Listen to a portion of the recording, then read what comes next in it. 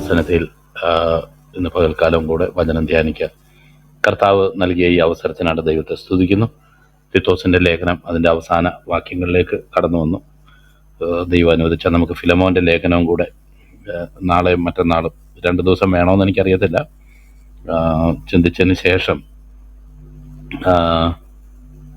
നമുക്ക് ശനിയാഴ്ച ദിവസം ഒരു റിവ്യൂവും കൂടെ വെച്ച് പുതിയ ഭാഗത്തേക്ക് നമുക്ക് കടന്നു പോകാം എന്ന് പ്രത്യാശിക്കുകയാണ്. നമ്മൾ തിമോത്തിയോസിൻ്റെ ലേഖനം വായിച്ചു തുടങ്ങിയപ്പോൾ തന്നെ പൗലോസ് നിരന്തരം ഡിസ്കറേജ് ചെയ്യുന്ന ഒരു പരിപാടിയാണ് ഈ വാദവും തർക്കവും നിയമാവലികളെക്കുറിച്ചും വംശാവലികളെക്കുറിച്ചും ഒക്കെയുള്ള തർക്കങ്ങളിൽ നിന്നൊക്കെ ഒഴിഞ്ഞിരിക്കണമെന്നും വിശ്വാസം എന്ന ദൈവവ്യവസ്ഥയ്ക്കല്ലാതെ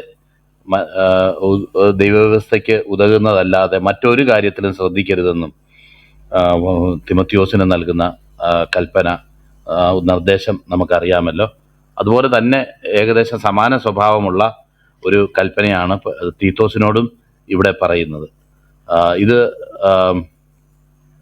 മൗഢ്യതർക്കവും വംശാവലികളും കലഹവും ന്യായപ്രമാണത്തെക്കുറിച്ചുള്ള വാദവും ഒഴിഞ്ഞു നിൽക്കാം. അപ്പം അതിനെ പൗലോസ് വിശേഷിപ്പിച്ചേക്കുന്നത് മൗഢ്യതർക്കം എന്നുള്ളൊരു വാക്കാണ് ഉപയോഗിച്ചേക്കുന്നത്. Avoid foolish controversies and genealogies and arguments and quarrels about the law എന്ന് നമുക്കവിടെ കാണാനായിട്ട് കഴിയും. അപ്പോൾ എന്തുകൊണ്ടാണ് ഈ ഫൂളിഷ് കോൺട്രോവേഴ്സീസ് എന്നതിനെ വിളിക്കാനുള്ള കാരണം? നമുക്കറിയാം, യഹൂദന്മാർക്ക് എന്തുമാത്രം പ്രാധാന്യമുള്ളതായിരുന്നു ജീനിയോളജി എന്ന് പറയുന്ന സംഗതിയും. അന്ന് നിലവിലിരിക്കുന്ന ദുരുപദേശമായിട്ടുള്ള നോസ്റ്റിക്സിനും ഈ ജീനിയോളജികളെ സംബന്ധിച്ചുള്ള ചില ഇൻട്രസ്റ്റ് ഉള്ള ഒരു കാര്യമായിരുന്നു എന്ന് നമുക്ക് അവരുടെ രീതികളും ഒക്കെ വായിക്കുമ്പോൾ നമുക്ക് പഠിക്കാനായിട്ട് കഴിയും. നമ്മൾ ഇതിനു മുന്നേ പറഞ്ഞിട്ടുണ്ടല്ലോ, ഒരു സൂപ്പർ ഗോഡുണ്ട്. ആ സൂപ്പർ ഗോഡ് സകലത്തെ ആ സൂപ്പർ ഗോഡ് കുറേ ചെറിയ ഗോഡുകളെ സൃഷ്ടിച്ചു. ഈ മെറ്റീരിയൽ വേൾഡിനുള്ള കാരണം ഈ ചെറിയ ഗോഡുകളാണ്. എന്നാൽ ആ ചെറിയ ഗോഡുകളെല്ലാം ഇന്ന് ദൈവത്തോടുള്ള എനിമിറ്റിയിലാണ് ജീവിക്കുന്നത്. അപ്പോൾ യഥാർത്ഥ ദൈവത്തിന് ഒരിക്കലും മെറ്റീരിയൽ വേൾഡുമായിട്ട് ഒരിക്കലും ബന്ധപ്പെടാൻ കഴിയത്തില്ല, അല്ലെങ്കിൽ ആ മെറ്റീരിയൽ വേൾഡിലേക്ക് കടന്നു വരാനായിട്ട് സാധിക്കത്തില്ല.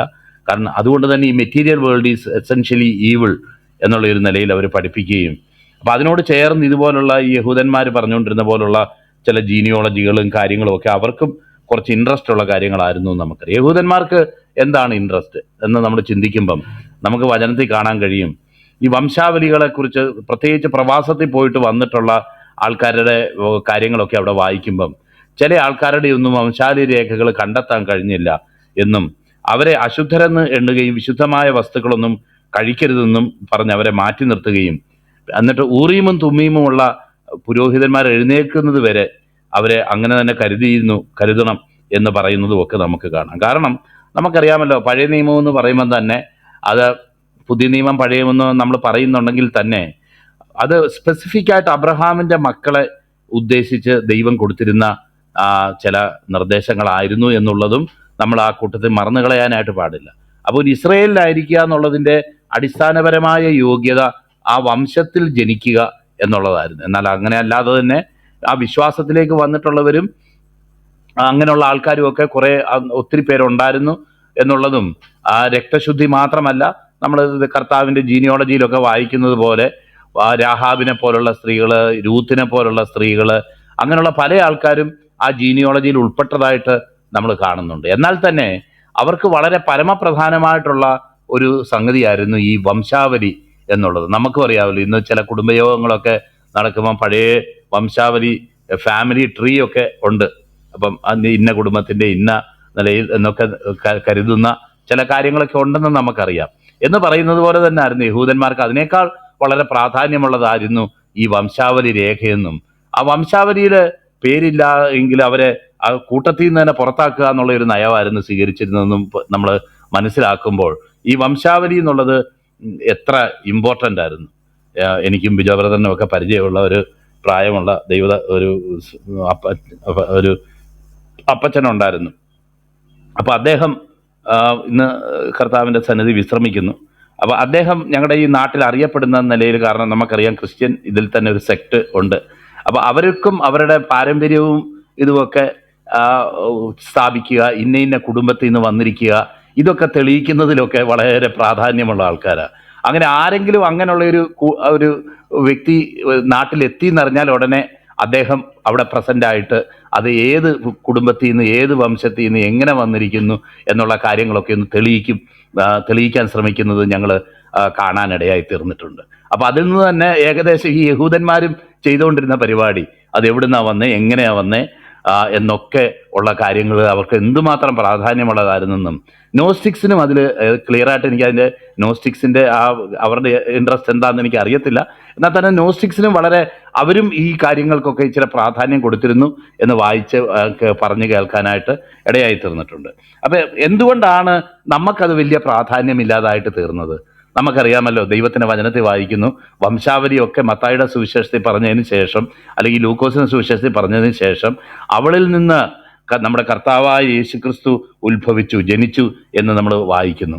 അപ്പം നമ്മൾ കാണുന്നത് അബ്രഹാമിന്റെ പുത്രനായ ദാവീദിന്റെ പുത്രനായ യേശുക്രിസ്തുവിന്റെ വംശാവലി എന്ന് പറയുകയും തുടർന്ന് ആ സന്തതി എന്ന് പറയുന്നത് ഗലാത്യ ലേഖനത്തിൽ നമ്മൾ വായിക്കുന്നുണ്ട്, അത് ക്രിസ്തു ആയിരുന്നു ആ സന്തതി എന്നും അവനിൽ അങ്ങനെ അബ്രഹാമിന്റെ അനുഗ്രഹം ക്രിസ്തുയേശുവിൽ ജാതികൾക്ക് വരുവാനായിട്ട് ഇടയായിട്ട് തീർന്നു.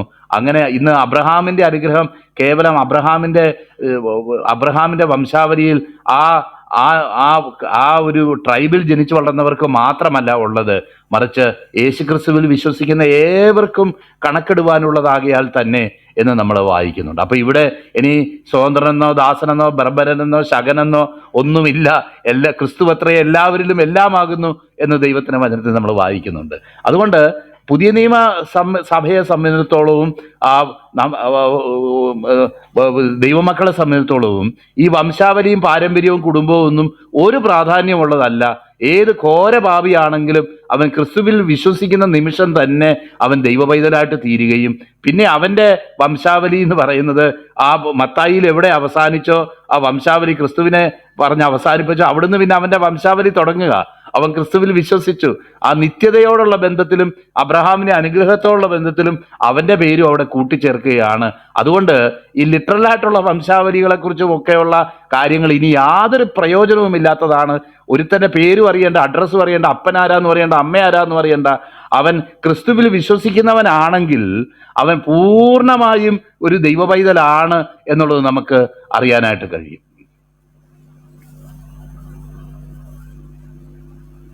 നമ്മുടെ ഒരു കമന്റ് വിദഗ്ധൻ ഇവിടെ വന്നിട്ടുണ്ട്. അദ്ദേഹത്തെ ഞാൻ ഇവിടുന്ന് പുറത്താക്കുക. കാരണം ഈ കമന്റ് ഇട്ട് ഇവിടെ പ്രശ്നങ്ങൾ സൃഷ്ടിക്കുക എന്നുള്ളതാണ് അദ്ദേഹത്തിന്. ഇന്നലെയും വന്നിട്ടായിരുന്നു. അപ്പം അങ്ങനെയുള്ള കമന്റ് വിദഗ്ധന്മാരെ, കമന്റ് യുദ്ധം നടത്തുന്നവരെ നമ്മളിവിടെ എൻ്റർടൈൻ ചെയ്യുന്നില്ല. കാരണം നമ്മളിവിടെ ദൈവവചനം പഠിക്കാനായിട്ട് ചേർന്നിരിക്കുക. അപ്പോൾ അതിൻ്റെ ഇടയിൽ കൊണ്ടുവന്ന് വിഷം കലക്കുന്നവരെ നമ്മൾ എൻ്റർടൈൻ ചെയ്യുന്നില്ല. പോട്ടെ. അപ്പോൾ എന്താ പറഞ്ഞുകൊണ്ട് വന്നേ? അപ്പം നമ്മുടെ വിശ്വാസത്തെ സംബന്ധിച്ചിടത്തോളം എത്രമാത്രം പ്രാധാന്യം ഇല്ലാത്തതാണ് ഈ വംശാവലി എന്നും, ഒരു അഡ്രസ്സും ഇല്ലാത്തവനാണെങ്കിൽ പോലും അവൻ ക്രിസ്തുവിൽ വിശ്വസിച്ചു കഴിഞ്ഞാൽ അവൻ എല്ലാ അഡ്രസ്സും അവന് വന്നു കഴിഞ്ഞു. സ്വർഗസ്വനായ പിതാവിൻ്റെ നാമത്തിൽ, കർത്താവായ യേശു ക്രിസ്തുവിൻ്റെ നാമത്തിൽ, പരിശുദ്ധാത്മാവിൽ അവന് ഒരു ഐഡന്റിറ്റി വന്നു കഴിഞ്ഞു. അപ്പൊ അവൻ ഇനി വേറെ ഐഡന്റിറ്റിയുടെ ഒന്നും ആവശ്യമില്ല ദൈവത്തിന്റെ സന്നിധി, നമുക്കറിയാം. അപ്പൊ അതുകൊണ്ട് തന്നെ ഒരു ദൈവപൈതലിന് വംശാവലി എന്ന് പറയുന്നത് എത്രമാത്രം ഇറലവൻ്റ്. എന്നാൽ ഈ പുതിയ നിയമ കൾച്ചറിലേക്ക് വന്നിട്ടുള്ള വ്യക്തികളും എന്നാൽ ഈ യഹൂദ പാരമ്പര്യവും മറ്റ് ഈ നോസ്റ്റിക്സിന്റെ ഒക്കെ പാരമ്പര്യം അനുസരിച്ച് പിന്നെ അതുപോലുള്ള വാദങ്ങൾക്കും തർക്കങ്ങൾക്കും പ്രാധാന്യം കൊടുക്കുന്നത് ഒട്ടും അഭിലഷണീയമായ കാര്യമല്ല എന്നുള്ളത് വചനം വെച്ചും പൗലോസ് തന്റെ ഉപദേശം വെച്ചും പൗലോസ് പിന്നെയും പറയുന്ന കാര്യമാണ്. 1 തിമത്തിയോസ്, 2 തിമത്തിയോസ്, തീത്തോസ് എന്നീ ഭാഗങ്ങളിലെല്ലാം നമ്മൾ പിന്നെയും വായിക്കുന്നതിന്റെ കാര്യം നമ്മളെ സംബന്ധിച്ചിടത്തോളം നമ്മൾ എവിടെ ജനിച്ചു, ആരുടെ മകനാണ്, എങ്ങനെ ജനിച്ചു എന്നൊന്നുമല്ല. നമ്മൾ പാപിയാണെന്ന് നമുക്ക് മനസ്സിലായിട്ടുണ്ടോ? നമ്മുടെ പാപങ്ങൾക്ക് വേണ്ടി ക്രിസ്തു മരിച്ചു എന്ന് വിശ്വസിക്കുന്നുണ്ടോ? കർത്താവ് രാജാവായി വേഗം വരും എന്ന് നമ്മൾ വിശ്വസിക്കുന്നുണ്ടോ? അത് മാത്രമാണ് നമ്മുടെ ക്രൈറ്റീരിയൻ. അതിനേക്കാൾ കൂടിയ ഒരു കാര്യം നമുക്ക് അന്വേഷിക്കേണ്ടതില്ല, അതിൻ്റെ കാര്യവും ഇല്ല. അപ്പം ആ ഒരു വിശ്വാസത്തിലേക്ക് വന്നു കഴിഞ്ഞപ്പം ഇങ്ങനെയുള്ള ഈ കാര്യങ്ങളൊക്കെ ഇമ്മെറ്റീരിയലായി, ഒരു നമുക്ക് യാതൊരു ഇൻട്രസ്റ്റിനും വകയില്ലാത്ത ഒരു കാര്യമായിട്ട് അത് മാറിയേക്കുക. അതുകൊണ്ട് തന്നെയാണ് പൗലോസ് പറയുന്നത് അങ്ങനെയുള്ള തർക്കത്തിൽ നിന്നൊക്കെ നീ മാറി നിൽക്കണം എന്ന് പറയുക. അതുപോലെ തന്നെയാണ് ന്യായപ്രമാണവും. ന്യായപ്രമാണത്തെക്കുറിച്ച് പ്രത്യേകിച്ച് നമുക്കറിയാമല്ലോ, കർത്താവ് ജീവിച്ചിരുന്ന സമയത്ത് ഏതൊക്കെ നിലയിലായിരുന്നു അവരുടെ ന്യായപ്രമാണം എന്ന് നമുക്കറിയാം. എന്ന് പറഞ്ഞതുപോലെ ആയിരുന്നു ക്രിസ്തീയ സഭയുടെയും പല അനുഭവങ്ങളും നമുക്കറിയാം. ഞാൻ ഏതോ ഒരു സംഭവം നടക്കുമ്പം ഈ പൂശാനുള്ള തൈലത്തിൽ ഈച്ച വീണാൽ ഈച്ച വിശുദ്ധമാകുമോ അത് തൈലം അശുദ്ധമാകുമോ എന്നുള്ളതായിരുന്നു അത് അവർ ഡിസ്കസ് ചെയ്തുകൊണ്ടിരുന്ന വിഷയമെന്ന് കേട്ടിട്ടുണ്ട്. നോക്കിയാട്ടെ, എത്ര അപ്രധാനമായ നിലയിലേക്കാണ് കാര്യങ്ങൾ കൊണ്ടുപോവുകയും കാര്യങ്ങളെ മേജറിങ് ഓൺ മൈനേഴ്സ് നമ്മൾ പറയുന്ന പോലെ അപ്രധാനമായ കാര്യങ്ങളിലേക്ക് കാര്യങ്ങളെ കൊണ്ടുപോകുന്നത്. കാരണം ക്രിസ്തുവിന്റെ സ്നേഹത്തിന്റെ ന്യായപ്രമാണത്തിൽ, അവന്റെ തികഞ്ഞ ന്യായപ്രമാണത്തിൽ, ജീവന്റെ ആത്മാവിന്റെ പ്രമാണത്തിൽ വിശ്വസിക്കാനായിട്ട് കർത്താവ് നമുക്ക് ഭാഗ്യം തരികയും അവന്റെ സ്നേഹത്താൽ നയിക്കപ്പെടാനും സ്നേഹത്താൽ നിയന്ത്രിക്കപ്പെടാനും നമുക്കിടയായി തീരുമ്പോൾ ഈ പറയുന്ന കുറച്ച് ചെയ്യണം ചെയ്യരുത് എന്ന് പറയുന്ന കാര്യങ്ങളൊക്കെ നമ്മുടെ ജീവിതത്തെ സംബന്ധിച്ചോളം അപ്രസക്തമാവുകയും ക്രിസ്തു നമ്മുടെ ജീവിതത്തിന്റെ ന്യായപ്രമാണമായിട്ട് മാറുകയും ചെയ്യുന്നു എന്നുള്ള കാര്യം നമുക്കറിയാം. അപ്പോൾ അത് ആത്മാവിലാ അത് ഇന്ന് ലഭിക്കുന്നത്. എന്ന് പറഞ്ഞ് എഴുതപ്പെട്ട കാര്യങ്ങൾ പ്രാധാന്യമില്ല എന്നുള്ളതല്ല ഞാൻ പറഞ്ഞത്. എന്നാൽ നമ്മളിൽ നിന്ന് നിലവിലിരിക്കുന്നതും നമ്മളിൽ പ്രാബല്യത്തിലിരിക്കുന്നതുമായിട്ടുള്ള നിയമം എന്ന് പറയുന്നത് ക്രിസ്തുവിന്റെ ഈ തികഞ്ഞ ന്യായപ്രമാണമാണ്. അല്ലാതെ കർത്താവിന്റെ കാലത്ത് പരീശന്മാർ ചെയ്തുകൊണ്ടിരുന്ന പോലുള്ള ചില കാര്യങ്ങളല്ല. നമുക്കറിയാമല്ലോ, നിങ്ങളുടെ ഒരു ആട് കുഴി വീണാൽ നിങ്ങൾ അതിനെ ശബത്ത് ദിവസം രക്ഷിക്കുകയില്ലയോ, ശബത്തിൽ നിന്ന് എന്തോ ചെയ്യാം, ശബത്തിൽ എത്ര വെയിറ്റ് എടുക്കാം, ശബത്തിൽ എത്ര ദൂരം നടക്കാം എന്നൊക്കെയുള്ള പല സെറമോണിയലായിട്ടുള്ള ഇതുപോലുള്ള പല നിയമങ്ങളും ഉണ്ടാക്കുന്നതിലും അത് പരിഷ്കരിക്കുന്നതിലും പരിഷ്കരിക്കുന്നതിലും ഒക്കെ ആയിരുന്നു അവരുടെയൊക്കെ ഇൻട്രസ്റ്റ് എന്നുള്ളതും. എന്നാൽ ഇത്തരം കാര്യങ്ങളൊന്നും കുറിച്ചൊന്നും ഒരു ദൈവ പൈതല്, ഒരു ക്രിസ്തുവിന്റെ മകനായിട്ട് ജീവിക്കുന്ന ഒരു ദൈവത്തിന്റെ പൈതൽ കൺസേൺഡ് ആയിരിക്കേണ്ട കാര്യമില്ല. കാരണം ഹൃദയത്തിന്റെ ഉള്ളിൽ ദൈവം ആഗ്രഹിക്കുന്ന നന്മ എന്താണ്, അതിന്റെ ഉദ്ദേശം എന്താണെന്ന് തിരിച്ചറിഞ്ഞ വ്യക്തിക്ക് ഇത്തരം എവിടം വരെ ആകാവൂ, ഞാൻ കേട്ടു 1.1 കിലോമീറ്ററോ അങ്ങനെ അത്രയും നടക്കാൻ പാടുള്ളൂ. അതിനപ്പുറത്തേക്ക് പോയി കഴിഞ്ഞാൽ ശബ്ദത്തിൽ ലംഘിച്ചു കഴിഞ്ഞു. ഇതിനു മുന്നേ തുപ്പുന്ന കാര്യം പണ്ടേ പറഞ്ഞല്ലോ, തുപ്പല് നിലത്ത് വീണത് ഒരു മണ്ണിനോട് ചേർന്ന് ഉരുളയായിട്ട് ഉരുണ്ടുപോയി കഴിഞ്ഞാൽ ഡ്രോപ്പ് ഉരുണ്ടുപോയാൽ അത് പ്രവൃത്തിയായി, കതിര് പറിച്ചു നിന്നാൽ അത് പ്രവൃത്തിയായി. ഇതുപോലുള്ള പല അവരുടെ കാര്യങ്ങൾ നമുക്കറിയാമല്ലോ. അപ്പൊ ഇതൊക്കെ ഉദ്ദേശിച്ചാണ് ഇത്തരം ഈ നിലയിലുള്ള തർക്കങ്ങളും വാദങ്ങളും നിറഞ്ഞു നിന്ന ഒരു സാഹചര്യത്തിലാണ് കർത്താവിനെ പോലും തിരിച്ചറിയാൻ കഴിയാതെ കർത്താവിനെ പോലും തള്ളിക്കളയുകയും കർത്താവ് ശബ്ദത്തിനെ ലംഘിക്കുന്നവനാണ് എന്നുള്ള ചിന്തയിൽ ഒരിക്കലും അവൻ ദൈവത്തിങ്കിൽ നിന്ന് വന്നതല്ല എന്നൊരു ഇൻഫറൻസിലേക്ക് ഒരു കൺക്ലൂഷനിലേക്ക് അവർ എത്തിച്ചേരുകയും ചെയ്യുന്നതായിട്ട് നമുക്ക് കാണാൻ കഴിയും. നോക്കിയാട്ടെ, അത് കർത്താവിന് ശേഷവും തുടർന്നിരുന്നു എന്ന് നമുക്ക് മനസ്സിലാക്കാൻ കഴിയും. അതുകൊണ്ട് തന്നെയാണ് അവിടെ പറഞ്ഞേക്കുന്നത് ഈ നിയമാവലികളെക്കുറിച്ചും അതുപോലെ ഈ പറയുന്ന ജീനിയോളജികളെ കുറിച്ചും ഒക്കെയുള്ള തർക്കങ്ങൾ വീണ്ടും ജനിച്ച ഒരു ദൈവത്തിന്റെ പൈതലിന് തികച്ചും അനാവശ്യവും അവൻ അതിനെക്കുറിച്ച് ആവശ്യമില്ലാത്ത സമയം ചെലവഴിക്കുന്നത് അസ്ഥാനത്തുമുള്ള കാര്യമാണ്. വിശ്വാസത്തിൽ ദൈവത്തോട് നമ്മളെ അടുപ്പിക്കുകയോ ദൈവസന്നിധിയിൽ നമുക്ക് ആത്മീയമായ വളർച്ച നൽകുകയോ ചെയ്യാതെ വെറുതെ തർക്കങ്ങൾക്ക് മാത്രം ഉപകരിക്കുന്ന ഈ കാര്യങ്ങളിൽ നിങ്ങൾ കോൺസെൻട്രേറ്റ് ചെയ്യരുത് എന്ന് വ്യക്തമാക്കി പിന്നെയും പറയുകയാണ്. നമുക്കറിയാം മൗഢ്യതർക്കം, ഫൂളിഷ് ആർഗ്യുമെന്റ്സ് എന്ന് പറയുന്ന നമുക്കറിയാം. ചില കാര്യങ്ങളൊക്കെ ദൈവത്തിന്റെ വചനത്തിൽ വളരെ വ്യക്തമായിട്ട് എഴുതിയിട്ടുള്ള കാര്യങ്ങളുണ്ട്, ദൈവത്തിന്റെ വചനത്തിൽ എഴുതാത്ത കാര്യങ്ങളുണ്ട്. ദൈവത്തിന്റെ വചനത്തിൽ എഴുതുകയോ ദൈവം നമുക്ക് വെളിപ്പെടുത്തുകയോ ചെയ്യാത്ത കാര്യങ്ങളെക്കുറിച്ച് എത്ര വർഷം ഇരുന്ന് റൂമിട്ടിരുന്ന് ചർച്ച ചെയ്താലും അതിന് വല്ല അവസാനം ഉണ്ടാകുമോ, അതിന് വല്ല തീരുമാനം ഉണ്ടാകുമെന്ന് എനിക്ക് തോന്നുന്നില്ല. കാരണം എന്താണെന്ന് വെച്ച് കഴിഞ്ഞാൽ വചനത്തിൽ അത് പറഞ്ഞിട്ടില്ല. വചനത്തിൽ പറയാത്ത ഒരു കാര്യം നമുക്കറിയാമല്ലോ, ഞാൻ പ്രത്യേകിച്ച് പേരെടുത്ത് പറയുന്നില്ല, ഇപ്പം സംസാരിച്ചുകൊണ്ടിരിക്കുന്ന പല സബ്ജക്റ്റുകളും അത് വചനത്തിൽ ക്ലിയർ ആയിട്ട് പറഞ്ഞിട്ടില്ല. കുറേ പേര് ഫിലോസഫിക്കലായിട്ട്, കുറേ പേര് പല അസംഷൻസിന്റെ ബേസിൽ അവർ ഇന്റർപ്രേറ്റ് ചെയ്ത് പല അസംഷൻസിലേക്ക് എത്താൻ ശ്രമിക്കുകയാണ് എന്നുള്ളതല്ലാതെ അതിലൊന്നും ഒരു ആത്യന്തികമായിട്ടുള്ള ഒരു ഉത്തരം കണ്ടെത്താനായിട്ട് കഴിയും. എന്നാൽ ഒരു പ്രയോജനമുണ്ട് ആ സബ്ജക്റ്റിനെ പറ്റി കൂടുതലൊന്നും എല്ലാവർക്കും എത്ര തർക്കങ്ങളും വാദങ്ങളും ഒക്കെ ഉണ്ടാകുമ്പം ഒന്ന് ഡീപ്പായിട്ട് ചിന്തിക്കാനായിട്ടുള്ള ഒരു അവസരം ഉണ്ടായി എന്നുള്ളത് എനിക്കും അതുകൊണ്ട് ചില തർക്കങ്ങളൊക്കെ ഉണ്ടായതുകൊണ്ട് ഒരു പ്രയോജനം ഉണ്ടായിട്ടുണ്ട്. കാരണം നമ്മൾ ഇതുവരെ ചിന്തിച്ചിട്ടില്ലാത്ത ചില അവന്യൂസിൽ ഈ ചിന്തിക്കാനായിട്ടും അത് എന്താണെന്ന് മനസ്സിലാക്കാനായിട്ടും ഒക്കെ ദൈവം ഒരു കൃപ നൽകി. അതുകൊണ്ട് ചില നന്മകളുമുണ്ട്. എന്നാൽ തന്നെ അതൊക്കെ ഒരു പരിധിയുണ്ട്. അതിനപ്പുറത്തേക്ക് വെറുതെ അധരവ്യായാമം ചെയ്യാനുള്ള അവസരങ്ങളാക്കി അതിനെ മാറ്റി വെല്ലുവിളിക്കും. കാരണം ഇങ്ങനെ ഒരിക്കലും കൺക്ലൂഷനിലേക്ക് വരാൻ കഴിയാത്ത സബ്ജക്റ്റുകളാണ് ഇന്ന് ചിലർക്ക് വേണ്ടത്. കാരണം അതിനി കർത്താവിന്റെ വരവ് വരെ അവർ റൂമിട്ട് വേണമെങ്കിൽ സംസാരിക്കും. കാരണം എന്താണെന്ന് വെച്ച് കഴിഞ്ഞാൽ അങ്ങനെയുള്ള കാര്യങ്ങളെക്കുറിച്ച് വെളിപ്പെടുത്തിയിട്ടില്ല. നമുക്കറിയാം കർത്താവായ യേശുക്രിസ്തു അവൻ ജനിക്കുമ്പോഴും അവൻ ക്രൂശിൽ മരിക്കുമ്പോഴും പൂർണ്ണ ദൈവമായിട്ട് തന്നെയാണ് മരിച്ചത് എന്നുള്ളതാണ് ദൈവവചനത്തിന്റെ കൺക്ലൂഷൻ. കൊളോസ്യർക്ക് എഴുതുന്ന ലേഖനം എന്തിനാ എഴുതുന്നത്? കൊളോസ്യർക്ക് എഴുതുന്ന ലേഖനം എഴുതുന്നത് തന്നെ ക്രിസ്തു ജനിച്ചപ്പം ദൈവമല്ലായിരുന്നു, മരിച്ചപ്പോഴും ദൈവമല്ലായിരുന്നു, ഈ രണ്ട് സമയത്തും അവനെ വിട്ട് ദൈവത്വം പോയി എന്ന് പറയുന്ന കാര്യത്തെ റെഫ്യൂട്ട് ചെയ്യാൻ വേണ്ടിയിട്ടാണ് ഈ നോസ്റ്റിക്സിന്റെ പഠിപ്പിക്കലിനെതിരെ ഈ കൊളോസ്യർക്ക് എഴുതുന്ന ലേഖനം എഴുതുന്നത്. അപ്പൊ കൊളോസ്യർക്ക് എഴുതുന്ന ലേഖനം വായിക്കുന്ന ദൈവത്തിന്റെ ഭക്തന്മാർക്ക് എങ്ങനെ പറയാൻ കഴിയും അവൻ പിന്നെ മരിച്ച സമയത്ത് ദൈവമല്ലായിരുന്നെന്നോ അല്ലെങ്കിൽ ജനിച്ച സമയത്ത് ദൈവമല്ലായിരുന്നെന്നോ പറയാൻ ഒരിക്കലും കഴിയത്തില്ല. കാരണം അങ്ങനെ പറയുന്നത് ഒരു ദുരുപദേശമാണ്. അപ്പം അവന്റെ ജനനത്തിങ്കിലും അവന്റെ മരണത്തിങ്കിലും ക്രിസ്തു പൂർണ്ണ ദൈവവും പൂർണ്ണ മനുഷ്യനുമായിരുന്നു എന്നുള്ളത് തന്നെയാണ് ദൈവവചനത്തിന്റെ പഠിപ്പിക്കലും ആദിമസഭയുടെ പഠിപ്പിക്കലും എന്നുള്ളത് വ്യക്തമായിട്ട് നമുക്ക് മനസ്സിലാക്കാം. എന്നാൽ അതിൽ മനസ്സിലാക്കാൻ കഴിയാത്ത ചില കാര്യങ്ങളുണ്ട്.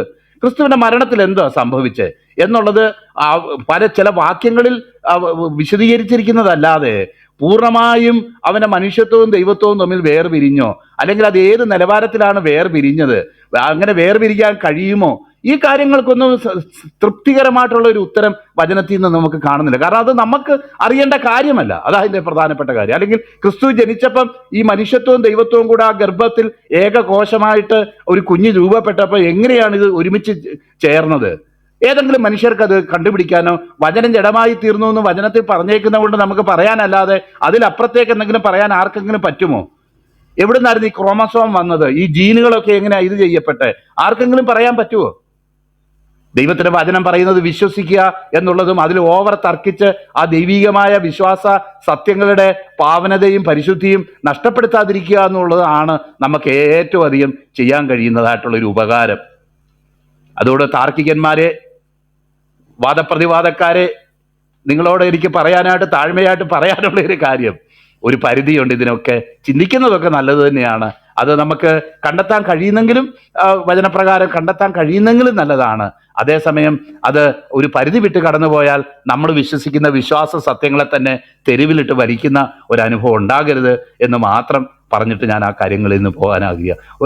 കാരണം ചില തർക്കങ്ങൾക്കൊന്നും അവസാനം ഉണ്ടാവത്തില്ല.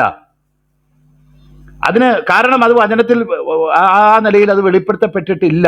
പിന്നെ ഫിലോസഫിക്കലായിട്ട് ആർഗ്യൂ ചെയ്യാം, അത് മറ്റ് പല നിലകളിൽ അതിനെ ലോജിക്കലായിട്ട് അതിനെ ആർഗ്യൂ ചെയ്യാം. ഓക്കെ, അതിനൊരു പരിധിയില്ല. എന്തും നമുക്ക് നമ്മുടെ ലോജിക്ക് ദൈവത്തിന്റെ വചനവുമായിട്ട് അറ്റാച്ച് ചെയ്യാനായിട്ട് പറ്റുമെന്ന് എനിക്ക് തോന്നുന്നില്ല.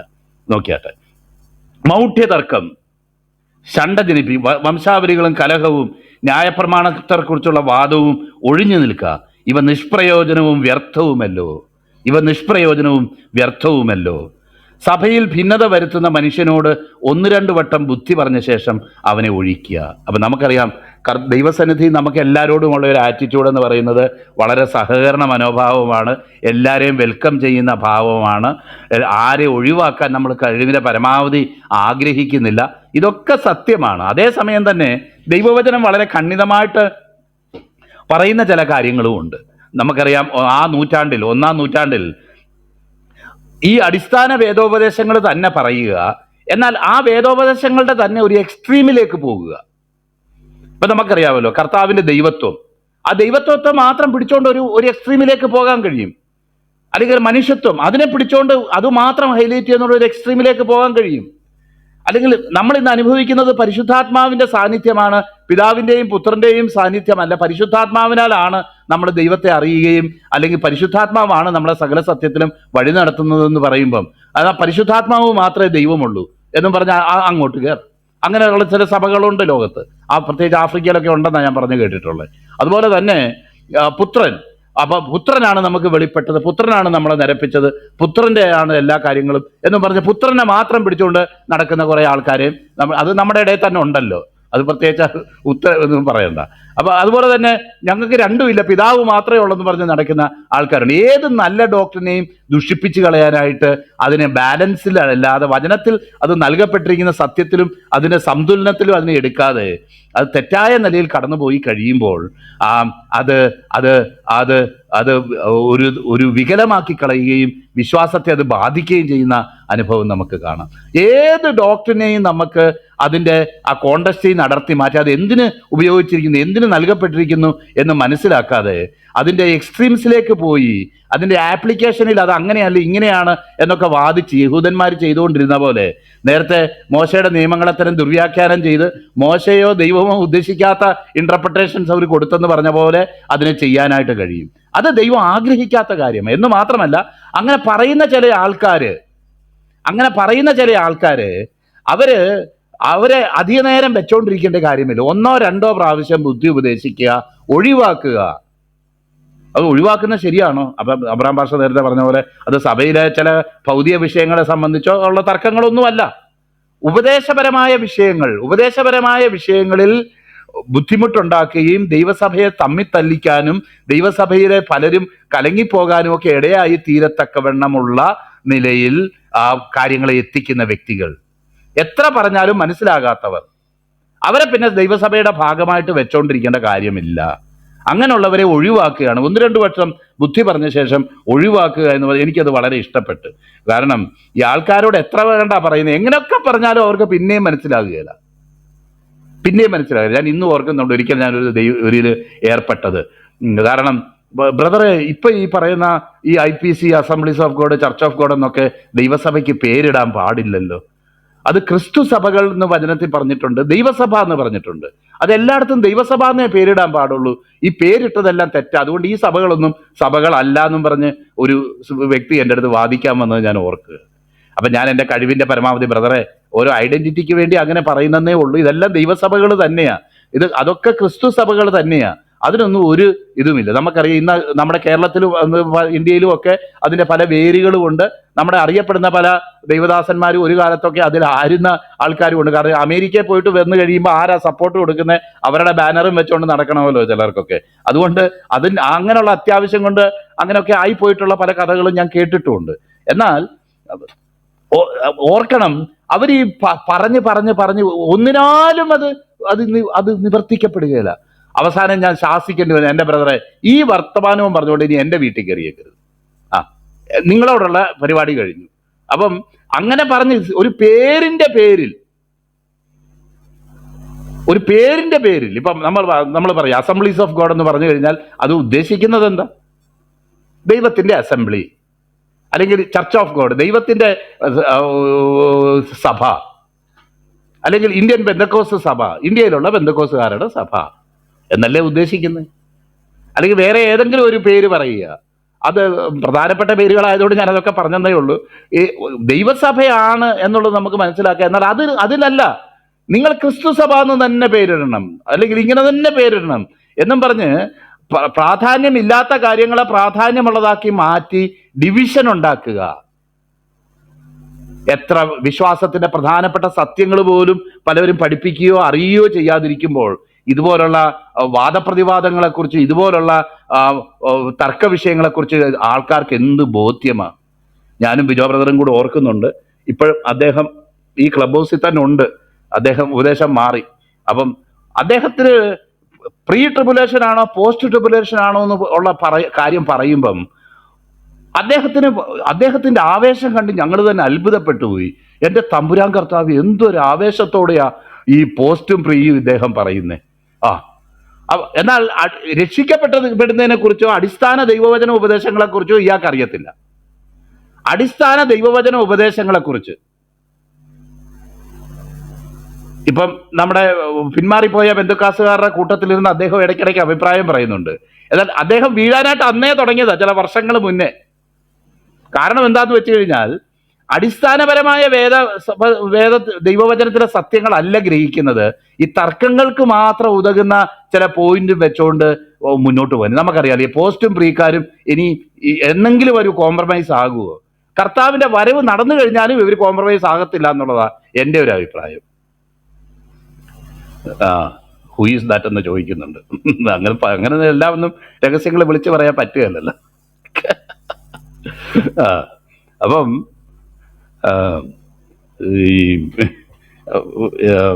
എന്താ പറഞ്ഞോണ്ട് വന്നേ, അപ്പൊ ഇതാ ചില കാര്യങ്ങളൊക്കെ കർത്താവ് വന്നു കഴിയുമ്പോഴേ നമുക്ക് വന്ന് വരുന്നതിന് അതുകൊണ്ട് ഇങ്ങനെ പോകുക.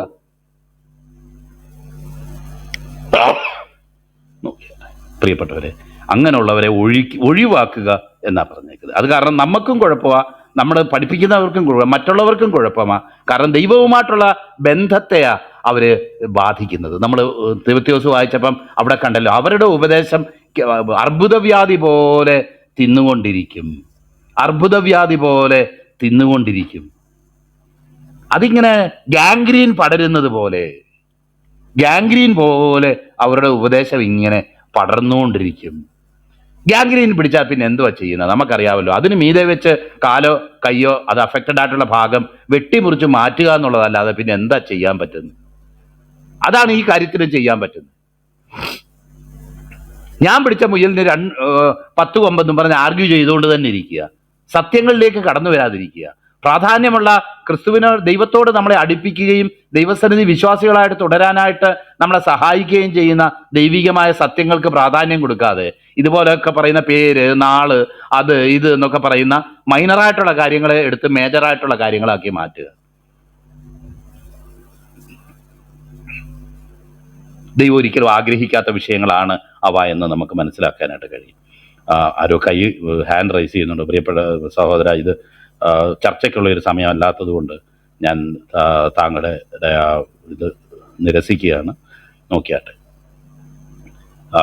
പറഞ്ഞ ശേഷം ഒഴിക്കുക, ഇങ്ങനെയുള്ളവർ അക്കബുദ്ധിയായി പാപം ചെയ്യാൻ തന്നെ ഏൽപ്പിച്ചിരിക്കുന്നു എന്ന് പറഞ്ഞതിന് ശേഷം അർത്തമാസിനെയോ തിഹിക്കോസിനെയോ അങ്ങോട്ട് അയക്കുമ്പോൾ നിക്കപ്പോലീസിൽ വന്ന് എന്നോട് ചേരുവാൻ ശ്രമിക്കുക.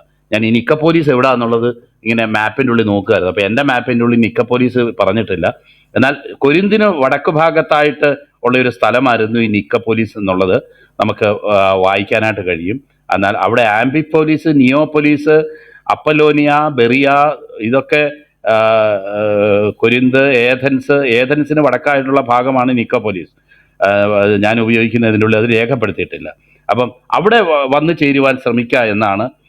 അർത്തമാസിനെയോ തിഹിക്കോസിനെയോ അങ്ങോട്ട് അയക്കുമ്പോൾ നിക്കപ്പോലീസ് എന്നോട് ചേരുവാൻ ശ്രമിക്കുക. അപ്പം തീത്തോസിനോട് പറയുന്നത്, നീ നിക്കപ്പോലീസിൽ വന്ന് എന്നോട് ചേരുവാനായിട്ട് അവിടെ ഞാൻ ശീതകാലം കഴിപ്പാനായിട്ട് നിശ്ചയിച്ചിരിക്കും. ഇതിന് മുന്നേ നമുക്ക് കാണാൻ കഴിയും, ശീതകാലം വരെ ഞാൻ അവിടെ 2 തിമോഥെയോസിൽ നമ്മൾ കണ്ടു, നീ എൻ്റെ ചർമ്മലിഖിതങ്ങളും പുതപ്പും നീ എടുത്തുകൊണ്ട് വരണം എന്ന് പറയുന്നതും ന്യായശാസ്ത്രിയായ സേനാസ്. അപ്പം ഇവരുടെയൊക്കെ പേര് ഓരോ പ്രാവശ്യമേ ഈ വചനത്തിൽ നമുക്ക് കാണുന്നുള്ളൂ, ഡീറ്റെയിൽസ് കാണാൻ പറ്റുകയില്ല. എന്നാൽ തിഹിക്കോസ് എന്ന് പറയുന്ന വ്യക്തി വളരെ ദൈവവചനത്തിൽ കാണുന്ന വ്യക്തിയാണ്.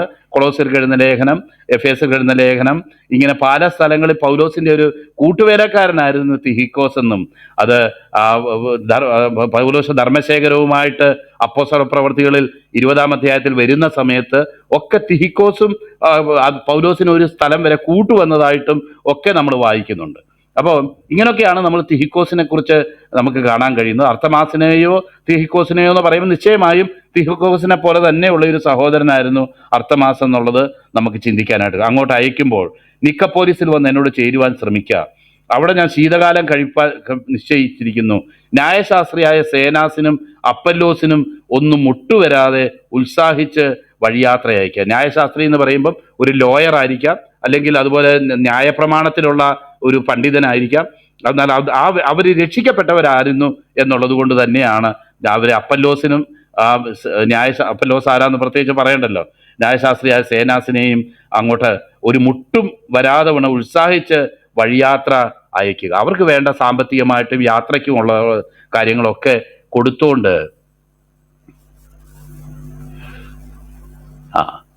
ഇവിടെ കമന്റ് തുടങ്ങിയ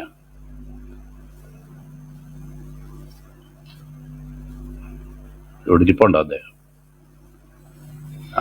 ബ്രദറെ, പെന്തകളും പൊന്തകളും എന്നൊക്കെയുള്ള ഉപയോഗങ്ങളൊന്നും ഞങ്ങൾ അക്സെപ്റ്റ് ചെയ്യുന്നില്ല. ഞങ്ങൾ വേറെ ആരെയും അങ്ങനെ വിളിക്കുന്നുമില്ല. അതുകൊണ്ട് താങ്കളുടെ ഈ അസ്ഥാനത്തുള്ള കമന്റ് വർഷം അവസാനിപ്പിക്കണമെന്ന് ഞാൻ അപേക്ഷിക്കുക കേട്ടോ. ഇവിടെ ഈ പെന്തയും കൊന്തയും കൊണ്ടൊന്നും ഇങ്ങോട്ട് വരണ്ട. ഇവിടെ അതിനുള്ള സ്ഥലവുമല്ല. അത് ഉള്ള അവസരം ഇവിടെ ഇല്ല. ആ അങ്ങനെ അത് ഇങ്ങനെയുള്ളവരെ ഒഴിവാക്കുക എന്നാ ഇപ്പം ഞാൻ പറഞ്ഞുകൊണ്ടിരിക്കുന്നത്. അപ്പം താങ്കൾ അത് തന്നെ ചെയ്തുകൊണ്ടിരിക്കുന്നതിൻ്റെ അർത്ഥം വചനം താങ്കൾക്ക് അറിയത്തില്ല എന്നുള്ളതാണ് ഞാൻ മനസ്സിലാക്കുന്നത് കേട്ടോ. ഇങ്ങനെയുള്ള ആവശ്യമില്ലാത്ത തർക്കങ്ങൾക്കുള്ള വേദിയല്ല ഇത്. ദൈവത്തെ സ്നേഹിക്കാനും ദൈവത്തെ പിൻപറ്റാനും ആഗ്രഹിക്കുന്ന വ്യക്തികളുണ്ടെങ്കിൽ അവർക്ക് ആത്മീയമായിട്ട് മുന്നോട്ട് പോകാനാ, അല്ലാതെ വെറുതെ കിടന്നുകൊണ്ട് രാവിലെ തൊട്ട് വൈകുന്നേരം വരെ കിടന്ന് ബഹളം ഉണ്ടാക്കാനുള്ള ഒരുക്കത്തിലുള്ളവരല്ല ഞങ്ങൾ. അങ്ങനെയുള്ള ചോദ്യങ്ങൾ ചോദിച്ചാൽ ഞങ്ങൾ ഉത്തരം പറയത്തുമില്ല, അങ്ങനെയുള്ളവരോട് സംസാരിക്കാൻ ആഗ്രഹിക്കുന്നുമില്ല കേട്ടോ. അതാണ് നയം. അപ്പോൾ താങ്കളുടെ കമന്റ് യുദ്ധം അവസാനിപ്പിക്കണമേ എന്ന് അപേക്ഷിക്കുക.